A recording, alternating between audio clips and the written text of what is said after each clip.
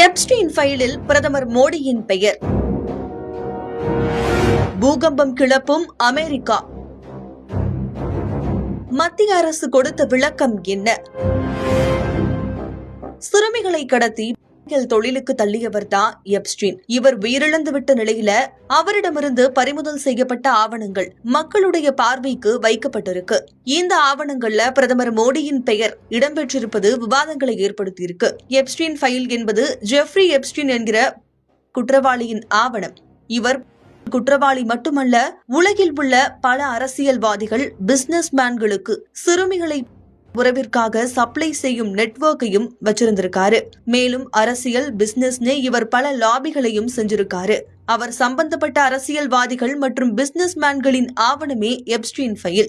இந்த ஆவணத்துல அமெரிக்க அதிபர் டிரம்ப் பெயர் இருக்குன்னு உலகின் டாப் பணக்காரர் எலான் மஸ்க் கடந்த ஆண்டு கூறியிருந்தாரு. அதன் பின் மீண்டும் இந்த ஆவணம் பரபரப்பா பேச தொடங்கப்பட்டுச்சு. அமெரிக்காவை பொறுத்தவரை குற்றவாளிகளின் பெயர் மற்றும் அவர் தொடர்பான ஆவணங்கள் மக்கள் பார்வைக்கு வைக்கப்பட வேண்டும். அந்த வகையில தான் சிறுமிகளை கடத்தி தொழிலில் தள்ளியதாக குற்றம் சாட்டப்பட்ட எப்ஸ்டீனின் ஆவணங்களும் வெளியாகி இருந்துச்சு. சுமார் 30 லட்சம் பக்கங்கள் கொண்ட ஆவணங்கள், 2000த்திற்கும் மேற்பட்ட வீடியோக்கள் மற்றும் 1 லட்சத்திற்கும் அதிகமான புகைப்படங்கள் வெளியாகி இருந்துச்சு. 2025ஆம் ஆண்டு நவம்பர் மாதம் இந்த ஆவணத்தை வெளியிட அமெரிக்க நாடாளுமன்றம் மசோதா ஒன்றை நிறைவேற்றினுச்சு. அதில் ட்ரம்பும் கையெழுத்திட்டிருந்தாரு.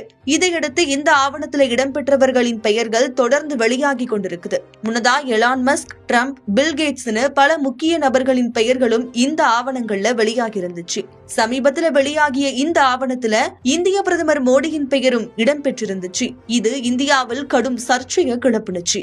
அந்த ஆவணத்துல 2017ஆம் ஆண்டு இஸ்ரேலுக்கு மோடி சென்றது எப்ஸ்டீனின் ஆலோசனைனும் அது அமெரிக்க அதிபர் டிரம்பிற்கு சாதகமாக அமைந்ததுனும் குறிப்பிட்டிருக்காரு. இதற்கு இந்திய வெளியுறவுத்துறை அமைச்சகத்தின் செய்தி தொடர்பாளர் ரந்தீர் ஜெய்ஸ்வால் பதிலளிச்சிருக்காரு. எப்ஸ்டீன் ஃபைல் என்று அழைக்கப்படும் ஆவணங்கள்ல இருக்கக்கூடிய இமெயில் அறிக்கையில பிரதமரின் பெயரும் அவருடைய இஸ்ரேல் பயணமும் இடம்பெற்றிருப்பதை பார்த்தோம். 2017ஆம் ஆண்டு ஜூலை மாதம் பிரதமர் இஸ்ரேலுக்கு அலுவல் ரீதியா பயணம் மேற்கொண்டார் என்பதை தவிர அதில் இருக்கும் அனைத்துமே குற்றவாளியின் குப்பை வதந்தினும் இவை கடும் கண்டனத்துடன் நிராகரிக்கப்பட வேண்டும்னு கூறியிருக்காரு. இந்த செய்தி இப்போ சமூக வலைதளங்கள்ல வெளியாகி பெரும் பேசுபொருளா மாறி இருக்குது.